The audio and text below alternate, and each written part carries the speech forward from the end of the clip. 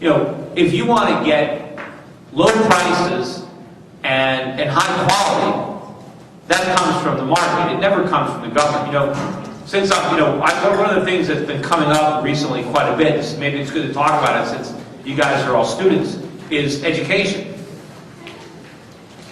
Education is a perfect example of where the government gets involved and drives the prices through the roof. I mean, the government gets involved in the education process because college tuition is so expensive.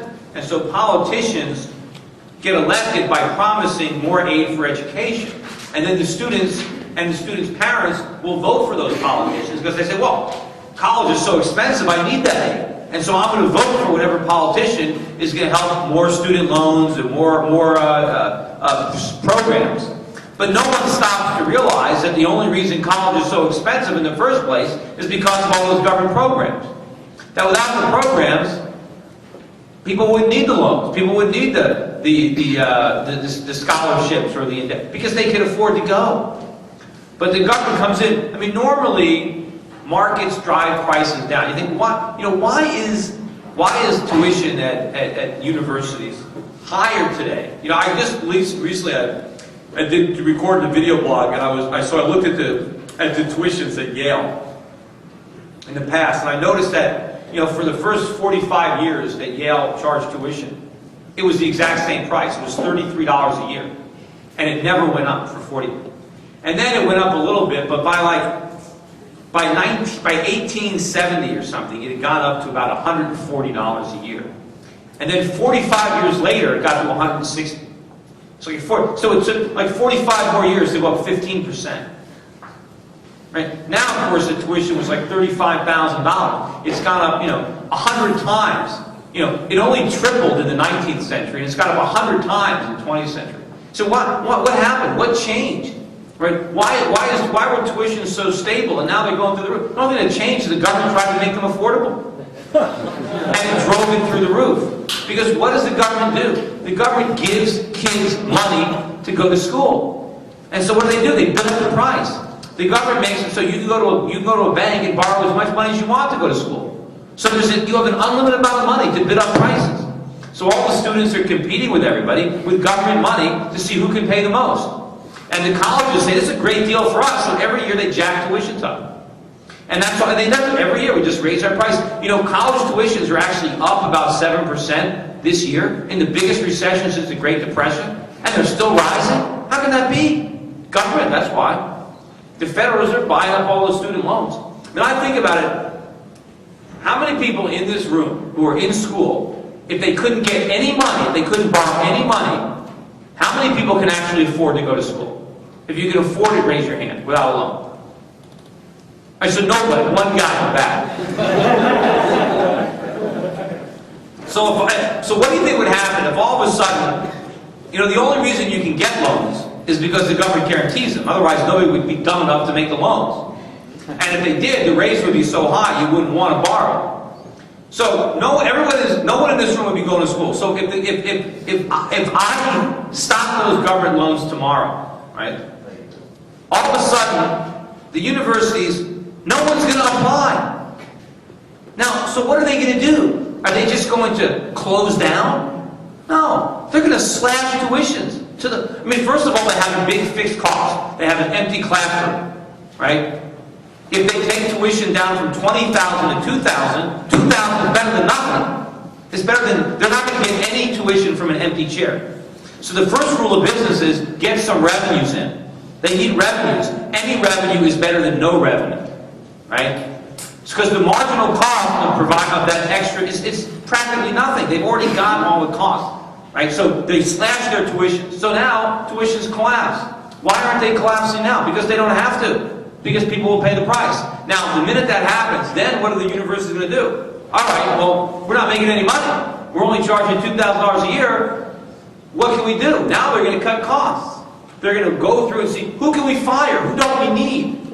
And they go to these tenured professors and say, you know what? We're not paying you all this money. We can't afford it. Cut your salary. Everybody gets a pay cut. They get efficient. And you know what? The colleges can make money again at a low tuition. I mean, Right now, there is no market for low-cost college. Why should there be? The students have all the money. But, and of course, if it becomes an election issue, my opponents say, oh, Peter Schiff is against student loans. He's against students. He's against education. No, I'm against the educational establishment ripping off the students. Because student loans don't help the students. They have to pay back the loans.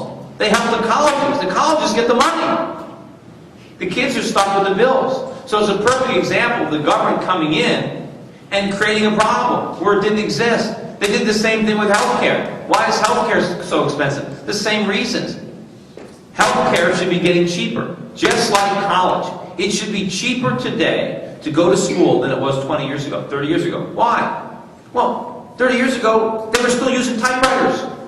They didn't have computers. They were using, carbon copies. They had things on little index cards to keep records. The teachers had to grade the papers by hand. It was much more complicated. Schools are all about record keeping. And delivering a lecture, you could, with the internet, and especially when there are so many kids in college today.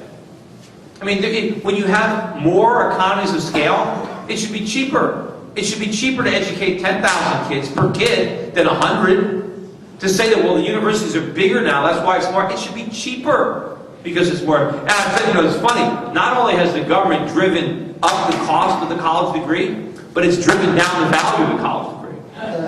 Because now so many people have them that they mean nothing. In 1940, 1950, if you had a high school degree, that was pretty good. You could get probably 95% of all jobs with a high school degree. Now a college degree means nothing. You got to get a master's degree.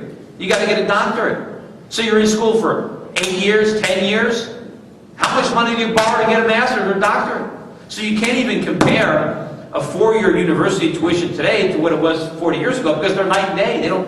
And I would bet, with all the people going to school, that they've dumbed it down anyway. I'd be willing to bet if we just randomly tested high school graduates in 1940, 1950, in math or English or whatever, and compared them to graduates of our universities today, the high school kids back then probably would test higher. They probably knew more.